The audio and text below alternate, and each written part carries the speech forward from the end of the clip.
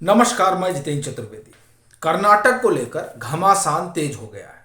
संभवतः अप्रैल के पहले सप्ताह तक चुनाव की घोषणा भी हो जाए और इस लिहाज से भी अब वहां का राजनीतिक पारा बढ़ने लगा है। वैसे तो भाजपा कर्नाटक को लेके बहुत सजग है और अब राहुल गांधी का जो दौरा हुआ कर्नाटक में उसके बाद से तो एक चीज तो अब साफ होने लगी है कि दरअसल जो राजनीतिक माहौल है उस माहौल में अब गर्मी बढ़ना शुरू हो गई है।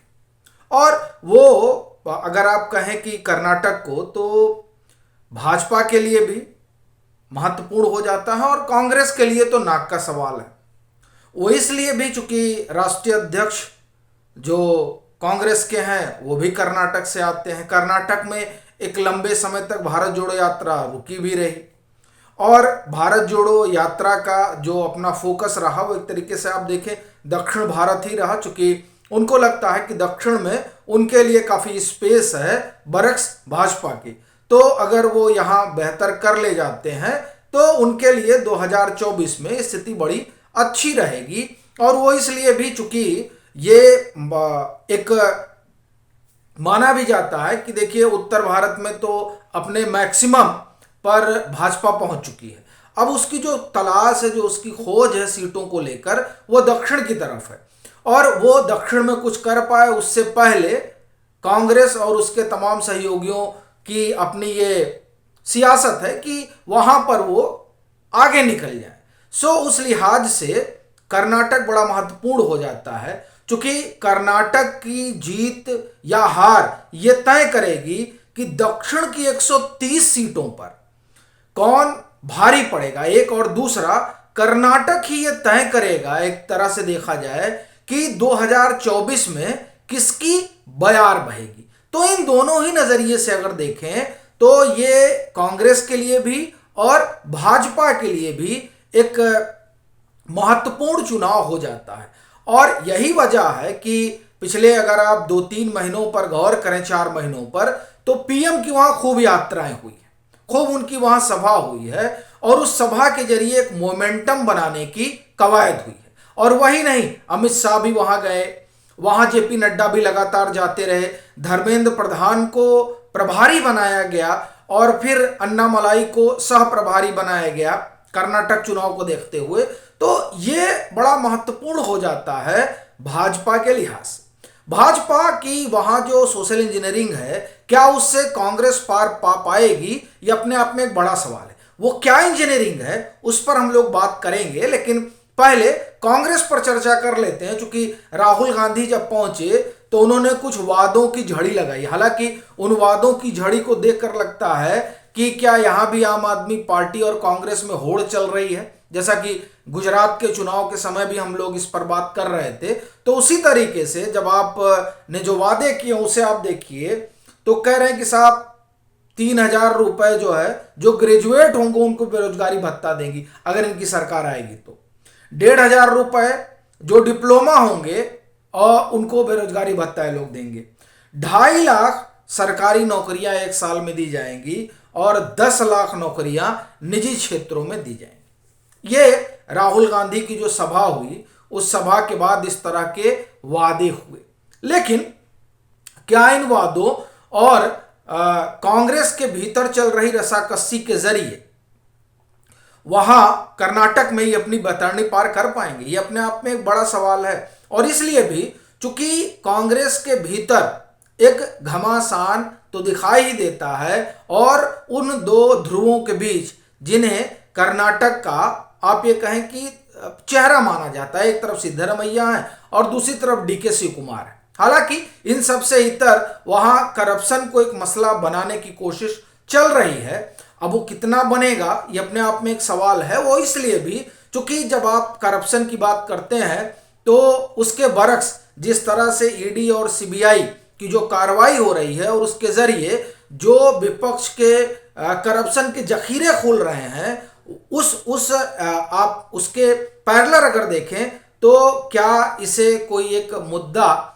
विपक्ष बना पाएगा, कांग्रेस वहां बना पाएगी, ये एक प्रश्न रहेगा ही। और साथ ही साथ डी शिव कुमार को लेकर जिस तरह से एजेंसियां तमाम आप ये कहें कि रहस्य उजागर करती हैं, उसके बरक्स क्या भ्रष्टाचार कोई मुद्दा बन पाएगा। और ये इसलिए कहा जा रहा है क्योंकि आज जब सभा हुई तो उस सभा में इन तमाम मुद्दों को राहुल गांधी ने उठाया। वो एक तरह से करप्शन के मसले को वहां तूल दे रहे थे और कोशिश यही है कि इस पर चुनाव हो। लेकिन क्या इस पर मुमकिन हो पाएगा जब ये तमाम चीजें चल रही हैं जिसमें उनकी पार्टी खुद जो है कटघरे में खड़ी रहती है। एक और दूसरा, जो उनके भीतर, पार्टी के भीतर जो दो चेहरों की अपनी लड़ाई है, उससे वो कैसे पार पाएंगे। अब उसके बरक्स अगर आप भाजपा को देखें तो भाजपा एक जो उसका अपना आधार है उसको तो अपने साथ जोड़े ही रखने की कवायद में लगी हुई है और उसी का ये संकेत है कि किस तरह से बी एस येदियुरप्पा को महत्व दिया जा रहा है। चूंकि भाजपा ये समझती है कि लिंगायत वोट कितना महत्वपूर्ण है उसके लिए, और 2013 में उसने देखा भी कि जब बी एस येदियुरप्पा अलग लड़े थे तो कितना नुकसान उन्होंने भाजपा को पहुंचाया था। तो इसलिए ये कोशिश है कि उनको साथ लेकर चला जाए, और साथ लेकर चलने का अपना मतलब है कि उनको पूरा सम्मान दिया जाए। और वो आप देख रहे हैं जिस तरह से पीएम जाते हैं और वो पीएम उनको साथ लेकर चल रहे हैं, उससे एक चीज तो स्पष्ट है कि एक तो ये देखा जा रहा है, दूसरा जो पुराना मैसूर है जहां से तकरीबन 62 विधानसभा की सीटें आती हैं, वहां भाजपा का फोकस है। और वो दरअसल जो इलाका है वो जेडीएस का गढ़ है, क्योंकि वहां बोकालिंगा की अपनी आबादी है और ठीक ठाक आबादी है। ये जो भाजपा का अपना बेस है, उस बेस से इधर इस बार वो बोकालिंगा को भी जोड़ने की कवायद में लगी हुई है और इसी वजह से कई नेता जो है वो उधर से इधर लाए गए और उनको पूरी तरजीह दी जा रही है। वह इसलिए भी चूंकि भाजपा 104 सीट संभवतः जीती थी 2018 में और वो चाहती है कि इस बार 113 पहुंच जाए। हालांकि तमाम जो इंटरनल सर्वे और तमाम चीजें बताई गई उसमें कहा गया कि नहीं साहब, भाजपा तो इतना नहीं पहुंच रही, हो तो 80-90 तक ही पहुंच पा रही है। लेकिन ये बात 3-4 महीने, या आप कहें कि 3-4 महीने हम ना कहें, ये बात आप जनवरी तक की कहिए, क्योंकि जब से पीएम का वहां पर जाना शुरू हुआ है उसके बाद से कई तरह की चीजें बदली हैं और एक अलग तरीके का माहौल बना है। तो दरअसल उसी माहौल से इसको जोड़कर देखा जाना चाहिए कि जिस तरीके से वोकालिंगा समाज को जोड़ने की, उनके अगुआ को तरजीह देने की एक कवायद चल रही है। और यही नहीं, वहां जो और 2 समाज है, दलित समाज, उसको भी जोड़ने की एक आप ये कहें कि बड़ी कोशिश जो है वो भाजपा कर रही है। और उसी का हिस्सा रहा कि जब तकरीबन 50,000 लोगों को जमीन के पट्टे दिए गए थे। ये बड़ी महत्वपूर्ण घटना है इस समाज को अपने साथ जोड़ने की। दूसरा, जनजातीय समाज को अपने साथ जोड़ने के लिए भी भाजपा वहां कोशिश कर रही है। और गुजरात का जो चुनाव हुआ और उसके बाद जो नॉर्थ ईस्ट का चुनाव हुआ, उस चुनाव में जिस तरीके से भाजपा को समर्थन मिला वो ये बताता है कि दरअसल वो इस समाज को अपने साथ कनेक्ट करने में काफी हद तक सफल हुए। एक और चीज जो भाजपा कर रही है वो ये कि हिंदुत्व की जो उसकी लाइन है उसको और वो धार देने की कवायद में जुटे हुए हैं। और इसी संदर्भ में हेमंता बिस्वा शर्मा को वहां लगाया जाना बड़ा महत्वपूर्ण हो जाता है। अब एक चीज तो यह भी है कि कांग्रेस में उनके अपने संबंध है तो उन संबंधों का फायदा लिया जाएगा और जो तमाम एक सियासी गुड़ा भाग होता है वो किया जाएगा, वो एक अलग मसला है। लेकिन दक्षिण में जो 2-3 चीजें हैं उसमें एक तो हिंदुत्व को धार देना, दूसरा वो नॉर्थ ईस्ट से आते हैं असम के मुख्यमंत्री, और भाजपा पर यह आरोप लगता रहा है कि साहब वो तो नॉर्थ इंडिया की पार्टी है। तो इससे हेमंता के वहां आने से एक तो ये जो नैरेटिव गढ़ा है वो टूटेगा, दूसरा जो हिंदुत्व वाला मसला है वो आगे बढ़ेगा, क्योंकि उन्होंने अपनी जो छवि गढ़ी है वो दरअसल इसी तरह की है। तो एक ये, और दूसरा कि इस तरह का यहां कोई भेद नहीं कि नॉर्थ इंडिया का ही आएगा तो आगे चलेगा, ये इस तरह की तमाम चीजें। और जो बड़ी चीज है वो ये कि भाजपा में उन तमाम समाज के लोगों को जोड़ना जो आप ये कहें कि एक नरेटिव था कि नहीं साहब ये इन्हीं लोगों की पार्टी है, उस दायरे से निकलना।